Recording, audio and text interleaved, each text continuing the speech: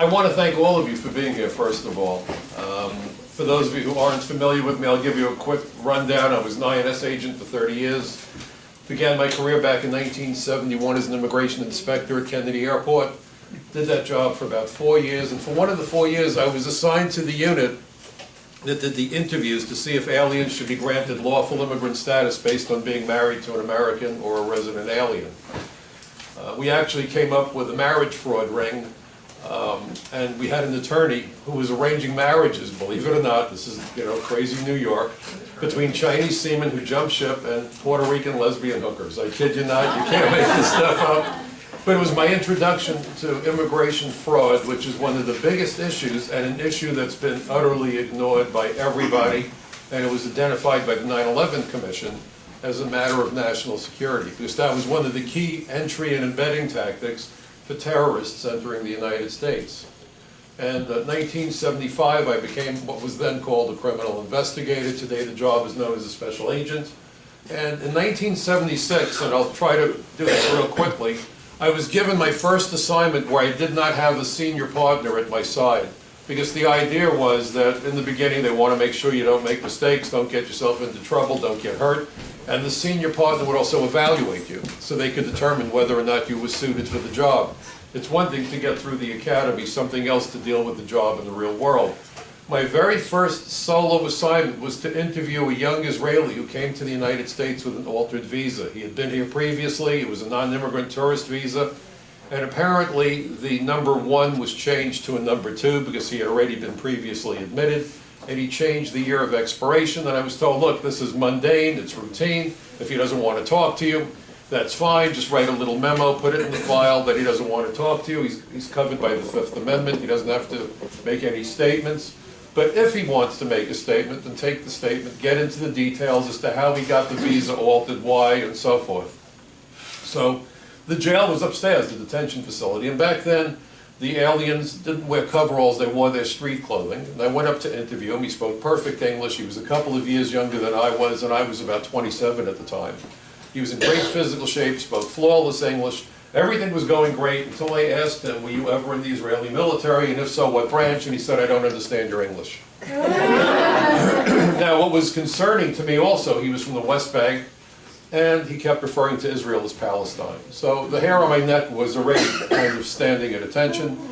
And so I immediately went and got a translator to come back with me, a lady who spoke both Hebrew and Arabic. She was doing great with him in Hebrew. We got to that question about military service, and again, he locked up all 4 wheels. I don't know what you're talking about. I don't, okay. So she switched to Arabic, whereupon we had to scrape him off the ceiling. So I figured something is really wrong here, and I did something I wasn't supposed to do, which seems to be how my career basically went for 30 years. And I called the Israeli consulate without any authorization. Got into an argument with the consul general, actually wound up insulting him to convince him that he needed to wake up and smell the coffee and come down and talk to this guy, and eventually he did, and he brought with him 2 of their security officials, who I found out afterwards were from the Mossad. And as they were interviewing him, I realized his shirt didn't fit properly. And so I demanded that he take his shirt off. He didn't want to part with it, and in a custody situation, individuals in custody are always subject to strip searches because of security reasons. So off came the shirt, and I found inside the shirt had been a pocket that was sewn into it. And in the pocket was a piece of paper with a diagram with Arabic writing. When I gave it to the Israelis, who certainly could speak Arabic, they went nuts. It turned out that it was a diagram of the oil refinery at Haifa. It was a plan to get past the perimeter, plant explosives, and carry out an attack on the facility. The Israelis were eventually able to stop the attack.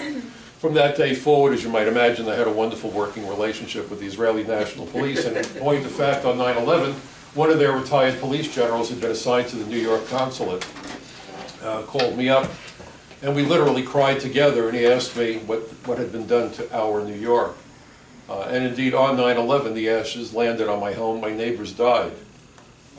In 1981, thereabouts, I went to Senator D'Amato with a proposition to change the law on the crime known as reentry after deportation. Up until that time, There was no distinction made if the alien who was deported was a criminal, non-criminal. The worst they were looking at is 2 years in jail. We got the law changed. A gentleman by the name of Walter Connery, who was the chief of investigations, became one of my mentors. Unbeknownst to me, he was also an attorney. He had been head of internal affairs for the NYPD, retired and came to work for us. Had written a legislative initiative, ironically, months after we had approached D'Amato. We got the law changed so that reentry for criminal aliens was a separate and distinct crime with a 20-year maximum penalty. And it works. And the point is, you can make things work if you want to find solutions. In 2010, over 30% of all federal criminal prosecutions across the country was for that crime, reentry of criminal aliens into the United States subsequent to deportation. And I tell you this not because I'm trying to dislocate my shoulder, but it's because I want you to understand a couple of things. Number one, routine, mundane law enforcement, such as what I experienced with that Israeli case, was what saved an oil refinery from a devastating terrorist attack. And the solutions that we found for reentry worked.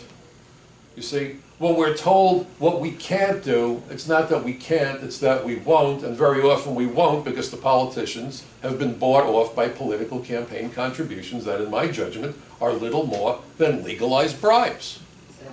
I was not allowed to take a cup of coffee on duty as an agent, and you have politicians taking with both hands.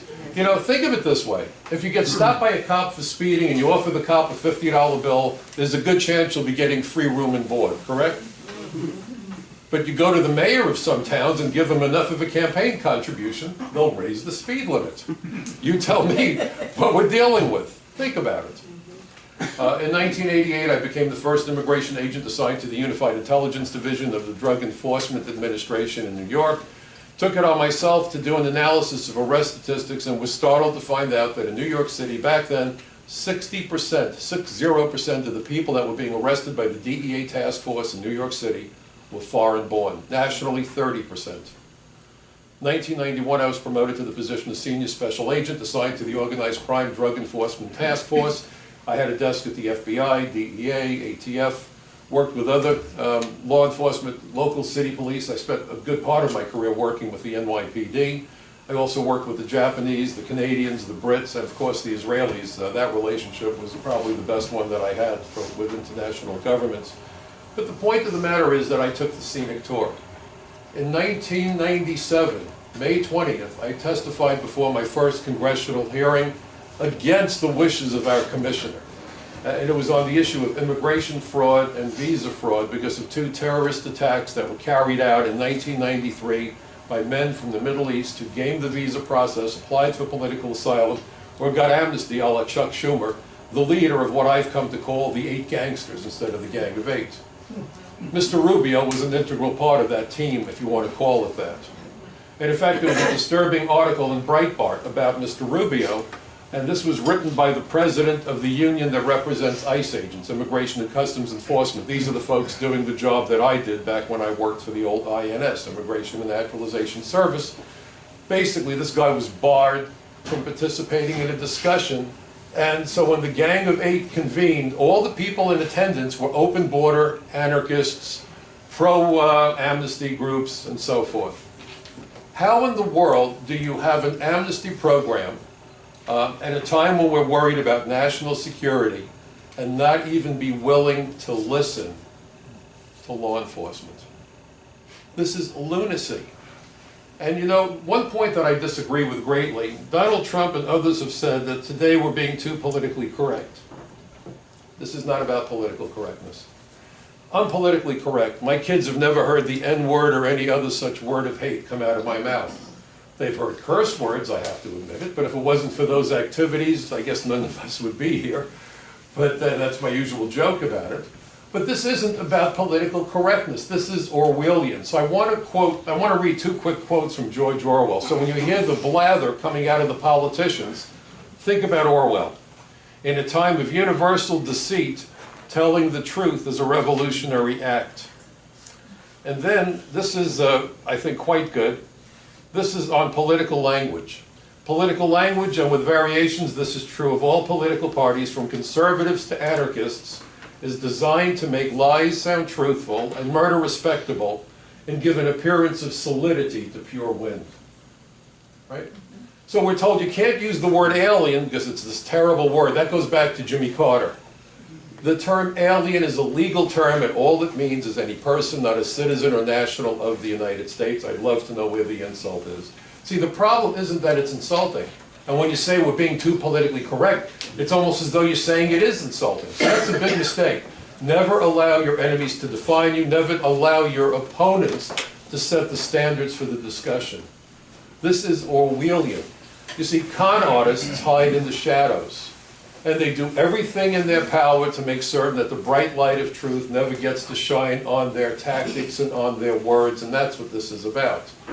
You see, the term alien is a statement of fact. And all it means is that you're present in a country and you're not a citizen. And my first wife, may she rest in peace, died almost 30 years ago. But on our honeymoon in Europe, I helped the police. They were getting attacked when they were trying to make an arrest. Long story short, I got jumped on by the cops. They didn't know who I was. I was just acting out of instinct. And when the police finally sorted it out, the commander came up. He said, look, Mr. Cutler, you can't take action here. In this country, you may be a federal agent back home. You have no authority here. I said, you're right. I was just acting instinctively. Just chalk it off to citizen's arrest. He said, well, there's a problem, Mr. Cutler. I said, what's that? He said, you're not a citizen. You're an alien. And you know what? I was not offended because he was telling the truth. I was an alien, and it wasn't an insult. So what we now have are politicians from both political parties. I call them the Republicrats, who want to blur the distinction between being a citizen, being an immigrant, being an illegal alien. So let me give you a little bit of clarity. The difference between an immigrant and an illegal alien is comparable to the difference between a house guest and a burglar. When you come into a country illegally, you're not an immigrant. You know, Chuck Schumer has said that if someone trespasses on the Brooklyn Bridge, it ought to be a federal crime and they should go to jail for 5 years. Boy, he's strong, isn't he, Chuck? Boy, he's my hero. I'm going to be just like him when I grow up. No. Not hardly. Not hardly. But when you trespass on America, Mr. Schumer believes you're entitled to citizenship. If this isn't an act of insanity, then I don't know what qualifies for an act of insanity. Now, the immigration laws were designed for two primary purposes: protect innocent lives and protect the jobs of American workers. Prior to the Second World War, the responsibility for enforcing and administering the immigration laws fell to the Labor Department. That's how we built the middle class, making damn sure that we would never create an environment in which foreign workers would supplant American workers. Guess what's happening today? And Alan Greenspan actually testified for Chuck Schumer at a hearing, and it was outrageous because Greenspan actually came out and made statements. Well, instead of reading it, I'll just take my word. I can provide you with the, I want to make this quick and I don't want to waste too much time with this, but Greenspan testified for Schumer. It was April 30th, 2009. And this was about comprehensive immigration reform, and he said that we have a problem with wage inequality because we are shielding American high-skilled workers, meaning the STEM workers, science, technology, engineering, and math professionals, from foreign competition. And he quoted Bill Gates and said, you know, well, Gates said that we're keeping out the world's best and brightest at the time we need them the most. Do we agree about American exceptionalism? Yeah. Okay, then the world's best and brightest are what? Yeah. Okay, so now think of the politicians who said this, both parties, right? We're going to bring in the best and brightest. They're here, pal. Look around you. They're all around us. They're called Americans. We built the Panama Canal. We broke the sound barrier. We sent men to the moon and back. The list goes on. The two Voyager spacecraft are now hurtling out of the solar system, still functioning 40 years later. The best and brightest. We need to import them? Really? You bring sand to the beach? So then he said that the solution to this problem of a shortage of workers and wage inequality is we've got to stop shielding Americans. And if we did that, we could eliminate their wage premium. Isn't that a nice way for saying cutting their salary? And he said, now if we did that, we would greatly reduce inequality in wages between Americans with skills and those with lesser skills. So in other words, the guy with the PhD shouldn't earn much more than the guy that dropped out of high school. This is insanity. It's a betrayal of the American dream. And so I was on a radio show the day after, and I was still furious. And you can still see the video, by the way. And I have a website, michaelcutler.net. I write for capsweb.org, California. It's for population stabilization. The David Horowitz Freedom Center front page magazine, The Social Contract. I've been trying everything I can to get people to wake up. But if you look at what he talked about, it was wild. So I'm on this radio program, and I'm still furious. I still hadn't recovered yet from what I had heard the day before, watching this clown testify before Chuck Schumer. And the woman whose program I was on said, well, what did you think of Mr. Greenspan when he was testifying? I said, well, you know, I knew I was witnessing the first. And she said, I know I'm going to regret asking you what sort of a first it was. But go ahead. I know this isn't going to end well. What kind of a first was it? I said it was the first time someone testified who was suffering from rigor mortis. So, when I don't like somebody, I'm very clear about it. You don't have to go far or wide to figure out where I stand.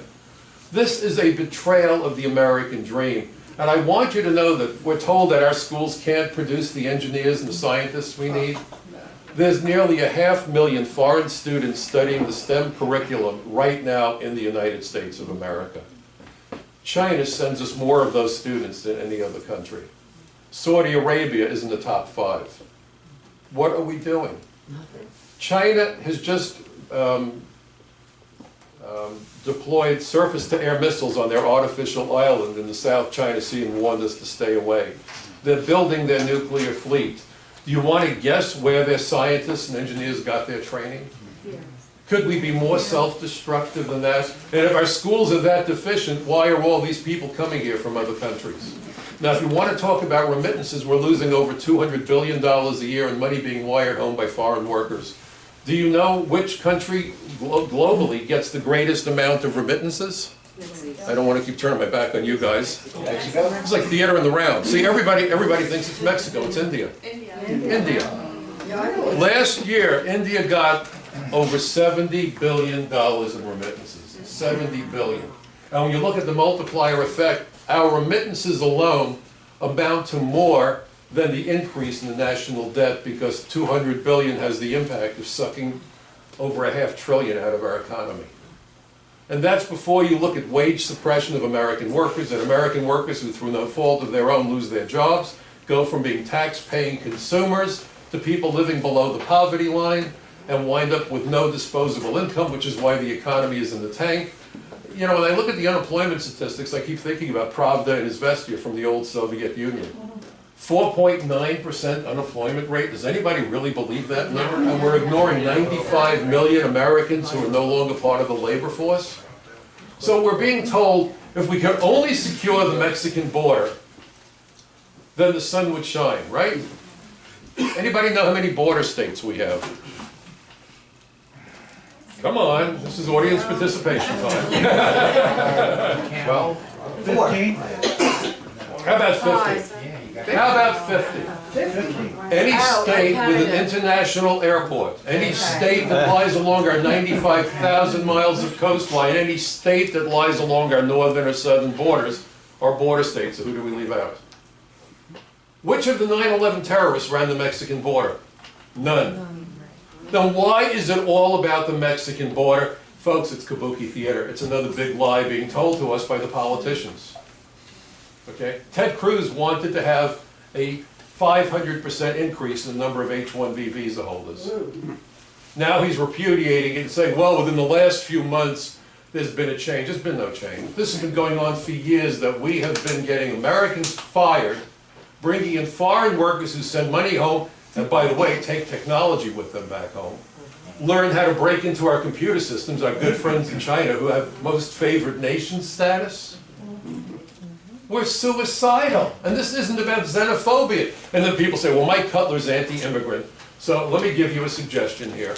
When people say you're anti-immigrant if you want our borders secure, tell them they're liars to their face. I'm from Brooklyn. My schnoz is a little off kilter. I had enough fistfights as a kid.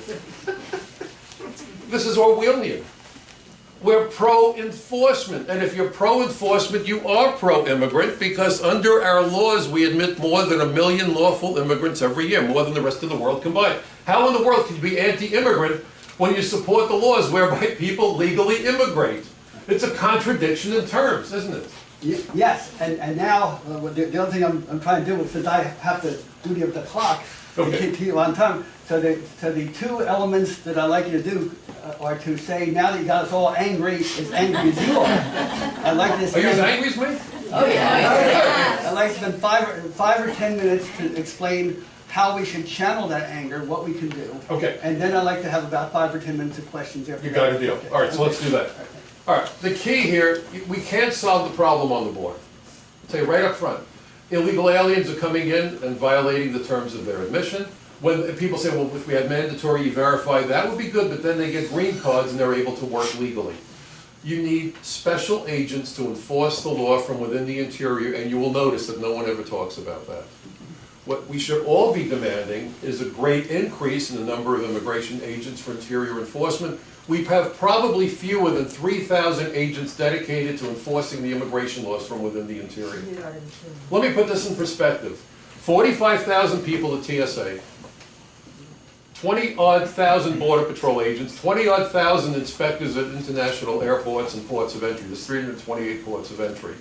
We spent $13.9 billion on Customs and Border Protection to secure the border, supposedly, and to do the inspections. And by the way, if you want to know if the borders are secure, do you know what the best metric is? So when people say the border is secure, and you can point the finger and say that's baloney, forget about immigration arrests. It's the price and availability of heroin and cocaine. Yeah. That stuff is poisonous, it's illegal, and it's not manufactured here, so every gram was smuggled into the country. And yet the amounts are so great, even though the demand is so high, that the price has never been cheaper, and it's behind most of the violence that's out there. Not the guns that, we're going to get the guns. No, get the drugs, get the gangs. Get the money that's going to the gangs, and the drugs, by the way, also not only funds the gangs, but terrorism. So the trick is to approach the politicians from a position of understanding. So that when they spout their lies, you know, we're going to put drones on the border. Do you think drones on the border is a good idea? No. Worst idea you could imagine. For the price of one drone, you could put up 4 helicopters with armed agents on board. If you're a Border Patrol agent getting shot at, you want to look up and see a drone taking 8x10 glossies to your demise? They just did a study. Guess how many arrests have been attributed to the drones? 0. And guess what Obama did as soon as he heard that? He ordered more drones. But it's not just him. Look, Bush created DHS. Do you know what I call DHS? They called the Department of Homeland Security. I call the Department of Homeland Surrender. What they've done is to divide immigration into little component agencies. Third agency regulations means that if an FBI agent wants to review an immigration file, he's got to go to 3 different offices. We've made it as unwieldy as possible. It was George W., who comprehended, included illegal aliens under the privacy laws. They're not in the law. He issued an executive order. Understand it's both parties, and we've got to approach both parties and make it clear to them that we're on to their chicanery. We're losing lives every day in America, and we are vulnerable. And if you look at what the 9/11 Commission had to say, immigration fraud was the key issue. Not E-Verify, not the Border Patrol, people with phony documents, people violating the terms of their admission, and routine law enforcement, as I pointed out, which is why I told you the story about my very first solo case. Routine enforcement yields all kinds of results. If we hadn't bothered with that kid with that altered visa, an Israeli oil refinery probably would have been reduced to rubble. Can you imagine? So we need routine enforcement. What we're doing now, when these politicians say we can't deport all these people, it's another false argument. We only enforce the laws a percentage of 1%, okay? So do we say, well, we have too many people with driver's licenses and cell phones, we can't possibly do anything about texting? No, you convince people. If you reach for the phone and you're driving, a SWAT team is going to descend on your car. That's called deterrence through enforcement. The politicians that tell you otherwise want the status quo. As I said when I testified before the Senate a couple of years ago, in essence they have fired the starter's pistol for aspiring illegal aliens from around the world, and for these people the border of the United States is the finish line to that race. Because once you're here, we're being told by the politicians from both sides, well, there's just too many people to arrest them all. It's too difficult. It took us 44 months to end the Second World War. We built fleets of airplanes that had never existed before, fleets of ships. weapon systems, atom bombs, 44 months, war over. Right. We were attacked in 1993, a generation ago. We knew about the dangers of immigration fraud and visa fraud. And by the way, on 9/11, we had 28 visa waiver countries. Guess how many we have now? That program should have ended. How many visa waiver countries do you think we have now? 100. 38. And Bush started increasing them almost immediately after 9/11. And Mr. Obama, well, do I have to say more than his name? So the point that I'm making, it's both parties. But the antidote to their chicanery is an educated citizenry willing to stand up. You see, they need to have the fear of the electorate hammered home by showing them that we are smarter than they have been giving us credit for, smarter than they hoped we were. Because once we can show them that we know what they're up to, they have a problem. Because those little cowards who call themselves leaders aren't leaders. They're beholden to the party hierarchy, and that party hierarchy is trying to curry favor with the U.S. Chamber of Commerce. I call them the U.S. Chamber of Horrors. They're the ones pushing for the increase in the visa waiver program. They've partnered with the hotel and hospitality industry to create more tourism. Well, I'm all for tourism. But how do you allow industry to make national security decisions for the United States based purely on tourism? You know, this is nuts. And so what I'm asking you all to do is a couple of things. First of all, if you want, I'll give you my email address, I'll send you emails and so forth. But I want you to pass the information, and then you need to go to town hall meetings.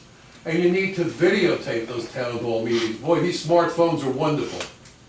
And when you ask a question and the nitwit doesn't want to answer the question, get that on tape and put it on YouTube. Go there, and I call it the SWAT team approach. I ask the initial question, my friend Seth asks the follow-up question. See, the first question is the jab. The right cross to the jaw is that follow-up. And so if you had 20 or 30 people at a town hall meeting and you're all reading off the same sheet of music, and Seth says, well, I have a question, and he asks the question, he says, I have a follow-up, and the guy goes, no, you've had your question. I step up and I've got the follow-up. Kaboom. And you get it on video. And when he refuses to answer, you get that on video. And when you have congressmen who aren't willing to meet with you, that's the equivalent of telling your boss, I'm not going to go to that meeting you're calling for tomorrow morning. I'm going to sleep in tomorrow. How long would you keep your job? Why aren't we making these nitwits accountable? All right, yeah, I just want to make sure. So we're going to have 5 minutes of question, and then Michael's going to stay I'll hang before, around. and we'll hang around. You can approach him then. So go ahead, Bob. I hope I'm making sense to everybody. Do you have position papers maybe on some of these things that you talked about on your I've written website? extensive articles. I'll send you the link. You can go to michaelcutler.net. You can put my name into Google. You know, here's the problem. This is why I'm doing town hall meetings, and if you know of more opportunities, please let me know. After 9/11, I was doing an average of 15 television interviews per month. I am lucky if I do 15 a year, unless you include Newsmax and One American News Network. I love those guys. I was just on Fox Business a couple of weeks ago. But mostly they don't want to talk about it. The news media is pushing for globalism. The Wall Street Journal has bought into Fox News. Carlos Slim owns a piece of the New York Times. You have to understand what's happening.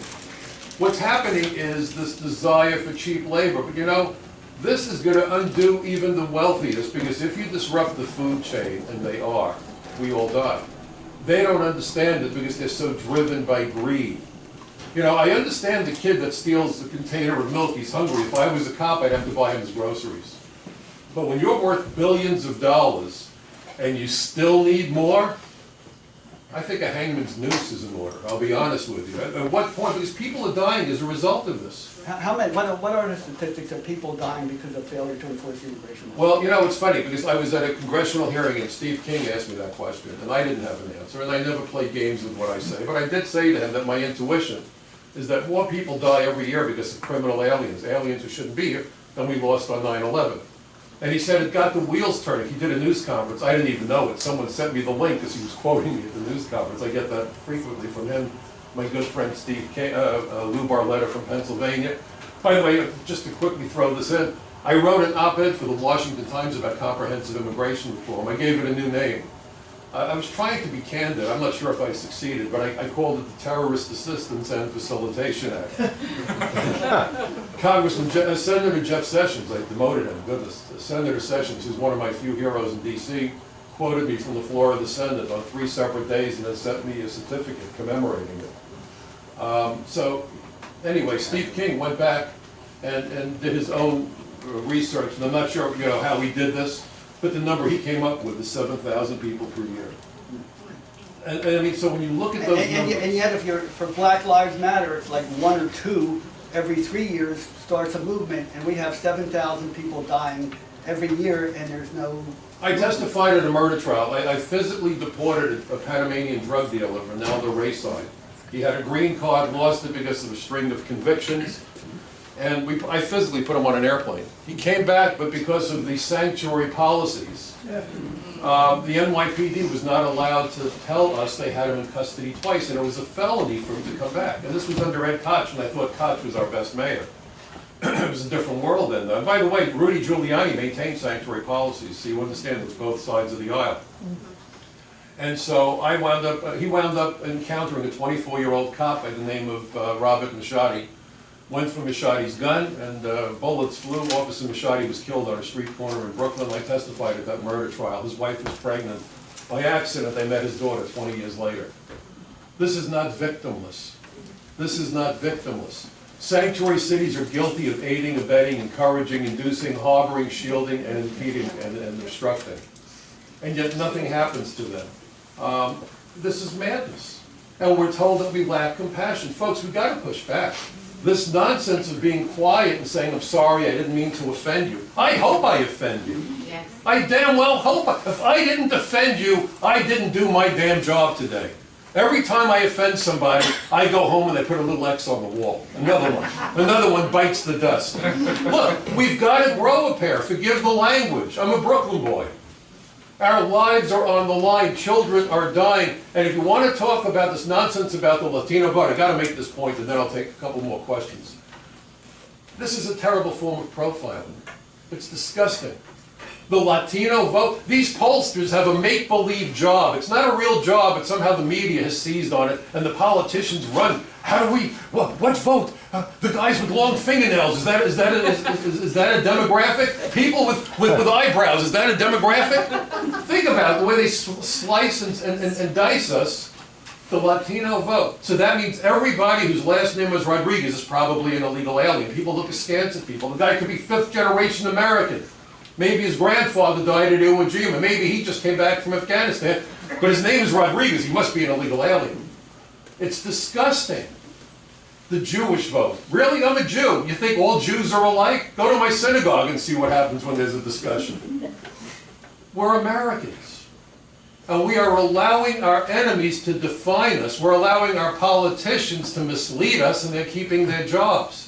Shame on us. My father told me that I would teach people how they should treat me by demonstrating what I was willing to accept. We are pushovers. We've allowed our politicians to turn America's welcome mat into a doormat.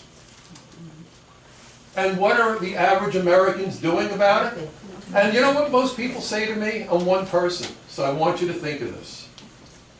If I asked you to name, I'll give you 30 minutes, name 25 people who played a pivotal role in the Second World War, you'd probably need every one of those minutes to figure it out.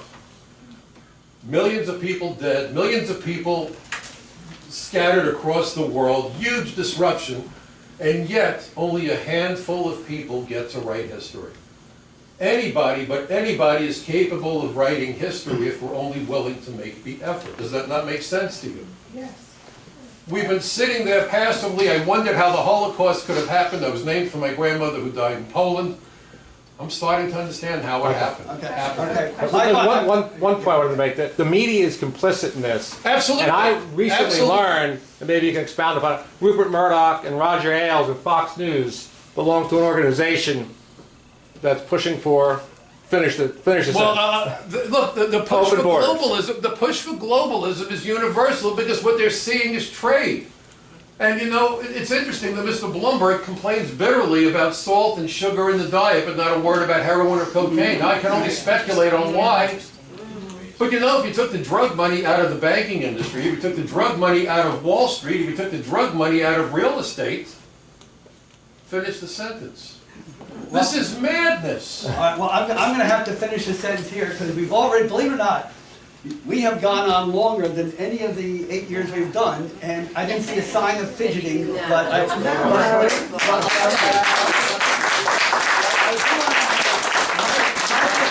here till 4 o'clock. I've got to do some housekeeping here. Barbara Brown, are there any more people buying last minute Michael, tickets? thank you. Thank you. Barbara, Thank you very much. I bought tickets, so I can't call it tickets. Okay, well, Michael, tickets. So I have the tickets. Please be seated. We're going to draw our tickets.